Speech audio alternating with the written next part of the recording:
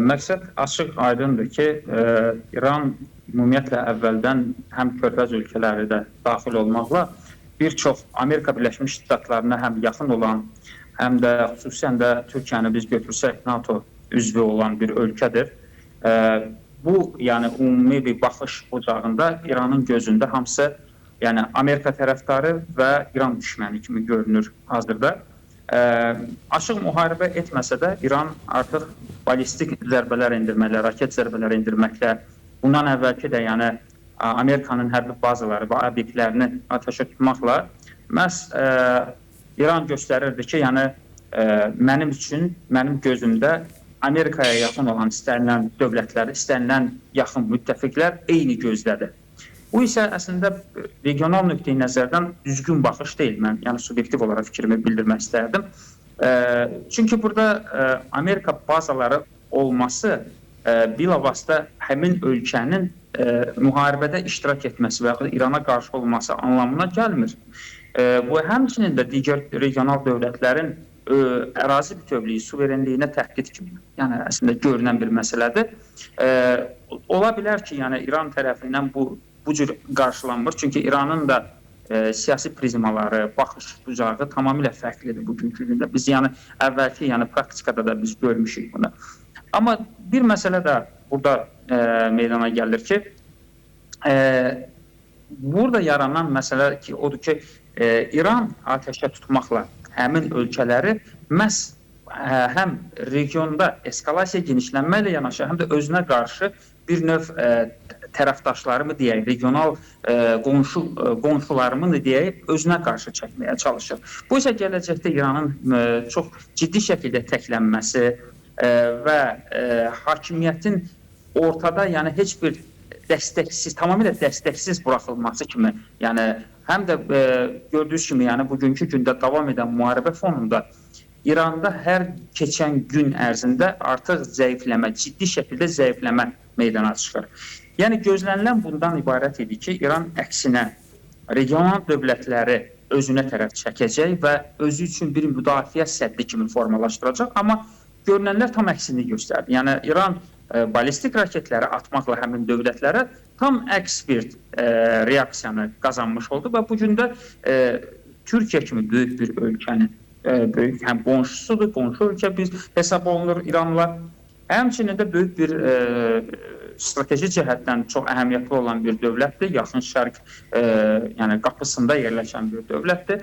Baxmayaraq ki, NATO üzvü olsa da belə, yəni İranın bu cür addım atması mənə elə gəlir ki, İran üçün həddindən artıq çox böyük mənfi bir rəy formalaşdıracaq və bundan da sonra müharibədə gedişatda İranın artıq belə deyək, əlinin də zəifləməsinə gətirib çıxara bilər. Mən bunu İran üçün ona görə də təhlükə hesab eləyirəm. Sual edə bilərsiniz ki, müharibənin ömrü nə qədər ola bilər? Bu da çox maraqlı bir nüanslardan biridir. Çünki İran bugün Türkiyəni hədəf almaqla sabah bilinmir, yəni haraları hədəf ala bilər, kimləri daha çox yəni özünə düşmən fenomeni kimi görə bilər deyə mən bunu istərdim üstünə bu məsələyə toxunum. Ümumiyyətlə hakimiyyət daha çox uzun müddətli toxunulmazlığını saxlamaq, qorumaqdan ötürü, yəni Amerika Birləşmiş Ştatlarının onun daxilinə nüfuz etməsinin qarşısını almaqdan ötürü bir növ təhdid mesajları və bu cür, yəni belə deyək, təhdidci addımlar atmağa çalışır bu günləri.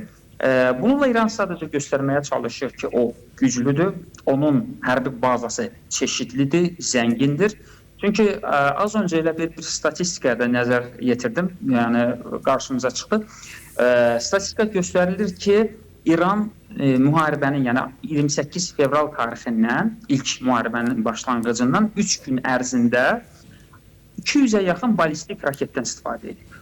Bu statistik məlumatdır.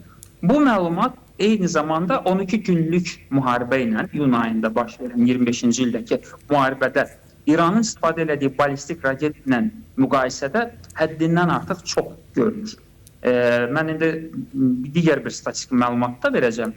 Yəni 200 balistik raket 3 gündə istifadə edir İran, 12 günlük müharibədə isə cəmi 500 balistik raketdən istifadə edir. Müqayisə etibarilə bu təxminən yarıya qədərində, yəni artıq da 3 gün ərzində istifadə olunması üçün. Digər bir statistik məlumat da bundadır ki, İran hal-hazırda ay ərzində cəmisi 100 ballistik raket istehsal edə bilir. Bu ekspertlərin qənaətidir. Düzdür, İran tərəfi rəsmi olaraq bu barədə məlumatlar vermir. İran qapalı bir ölkə olduğu üçün onun yəni nə cür hansı silahlar istehsal etməsi barəsində də dəqiq və belə deyək, səhih məlumatlar o qədər də yəni əldə etmək asan deyil. Amma ümumi yəni baxışdan yaxın şərq üzrə bir çox yəni analitiklər, bilim mərkəzləri belə bir qənaətə gəliblər ki, yəni həqiqətdə budur ki, İranın kapasitesi, yəni tutumu aylıq 100 ballistik raketdir. Bu da onu göstərir ki, İran əgər sürətlə gedən və uzanan bu müharibədə deyək ki, sağa, sola səpələdiyi halda, raketləri səpələdiyi halda bu müharibədə uzun sürə bilməyəcək. Düzdür, belə bir nüans da var. Yəni İran bəlkə də buna qədərində minlərlə, bəlkə 10 minlərlə belə raketlərdən istehsal edib, stoklayıb. Amma bu stokun da bir gün tükənəcək həddi var. Çünki bu müharibə, düzdür, Donald Trump da deyir ki, bu uzun bir neçə həftə sürə bilər. Və Amerika üçün də mesajında da bildirir ki, heç bir problem yoxdur yəni müharibənin davam etməsində. Bu problem ola bilər ki, İsrail üçün görünə bilər, uzun müddət Hamasla və digər proksi qüvvələrlə və yaxud da ki, İranın özü ilə qarşı durmaya girə biləcəyi halda İsrailin həcmi etibarilə hərbi, belə deyək, arsenalı baxımından ola bilər, tükənə bilər müəyyən bir müddətdə, amma İsrailin arxasında dayanan qüvvə var. Yəni burada Amerika dayanır və Amerika üçün də müharibəni uzun müddət aparmasında bir problem yoxdur. Bunu Amerika açıq şəkildə rahat bildirir. İranın isə bu problemi var. Çünki İranın iqtisadiyyatına baxsaq, yəni inkişaf etmədiyi bir təqdirdə, zəiflədiyi, stagnant bir vəziyyətdə dayandığı təqdirdə və həmçinin də verilən məlumata görə ki, ay ərzində cəmi 100 ballistik raket istehsal edir. Digər bir tərəfdən Amerikanın sabah yaxud bir gün həmin o bazaları ateşə tutacağı, yəni məlumat əldə edərək həmin bazaları da vurub sıradan çıxaracağı təqdirdə İranın nə edəcəyi sualı o zaman artıq çox böyük bir sual meydana gətirir, sual arxasında. Digər tərəfdən də siz Kürd məsələsinə də toxundunuz. Təbii ki, İran bu günləri özlüyündə bir kasetli bir bomba kimidir. Yəni, kasetli bomba nəyə görə mən dedim? İranın daxilindəki həmin ki, etnik qüvvələr ki var, xüsusən də Kürd qüvvələr ki var, bu gün region üçün çox ciddi həqiqətən də təhdid törədir. Mən bunu, bu təhdidi sadəcə Kürdlərin, yəni həmin Kürd qruplaşmaların hansısa bir strateji əhəmiyyət strateji güc əldə edərək hansısa böyük bir silahlanmaya və yaxud da ki, ölkələrə qarşı böyük müharibələr aparmağa kimi görmürəm. Sadəcə bunun regionda çox böyük bir eskalasiya səbəb olması nöqteyi nəzərindən yanaşıram. Xüsusən Türkiyə üçün, qonşu Türkiyə üçün yəni bunun böyük bir problemləri yarana bilər. Çünki həmin qüvvələrin bugünkü gündə düzdür, böyük bir artilleriya qüvvələri və yaxud hərbi bazaları yoxdur. Onlar yəni özlüyündə bir dövlət deyillər. Amma dövlət içində və region daxilində isə çox böyük bir pozuntular, böyük bir gərginlik yaratması üçün açıq şəkildə böyük bir təhdid edici qüvvələr hesab oluna bilərlər. Bu nöqteyi nəzərdən də İranın da parçalanması, daxildəki etnik qüvvələrin ətrafa saçılması ciddi problemlər meydana gətirə bilər. Hesab edirəm ki, bugün bunu Amerika Birləşmiş Ştatları da bunu çox gözəl başa düşür. Yəni regionun eskalasiya prosesinin artmaması, genişlənməməsi istiqamətində və ümidlərimiz də ondadır ki, yəni müharibə tezliklə başa çata bilər. Amma nə formada başa çatacağını da biz hələ dəqiq olaraq deyə bilmirik ki, bu İranın məğlubiyyəti iləmi ya və yaxud da ki, ABŞ-ın geri çəkilməsi iləmi bu sonuclanacaq. Çünki hər iki tərəfin müharibədə çox ciddi şəkildə artıq geri dönüşsüz bir müharibəyə girməsi, biz açıq şəkildə biz bunu görürük. Çünki İran bunu çox gözəl başa düşür ki, müharibədə geri çəkilməsi, yəni təslim olması birbaşa, yəni hakimiyyətin ağ bayraq qaldırması və İranın tamamilə yəni hakimiyyətin məğlub olması mənasına gəlib çıxır. Digər tərəfin isə geri çəkilməsi də Amerika Birləşmiş Ştatları üçün də böyük suallar meydana gətirir ki, sual edilə bilər ki, doğru dildə desək, nəyə görə bu oyuna girdin və nəyə görə də geri çəkilirsən deyə artıq burada bir sual yaranacaq. Təbii ki, Donald Trumpla da bağlı artıq Qərb mətbuatında da biz görürük ki, çox böyük bir suallar yaranır onun yəni ünvanına ki, Donald Trump həm bu günlərə ABŞ ordusunda həlak olanları biz nəzərə alsaq, artıq ciddi bir suallar yaradır ki, nəyə görə Amerika Birləşmiş Ştatları bu müharibəyə girdi? Axı Donald Trump əvvəlki prezidentliyə seçilərkən bu barədə deməmişdi.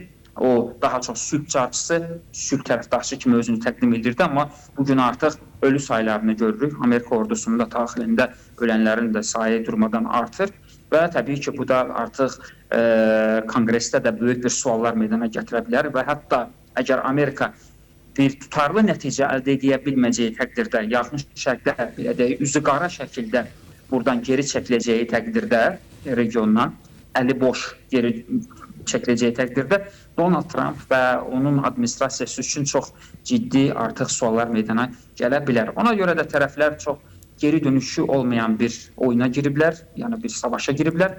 Düşünürəm ki, artıq bu savaş uzandıqca da sadəcə və sadəcə deyim ki, İranın xeyrinə deyil, düzdür, hal-hazırda İranın regionda bir qədər belə deyək, aparıcılığı görünür ki, yəni bu da onu təbii ki, region dövləti olmasından irəli gəlir.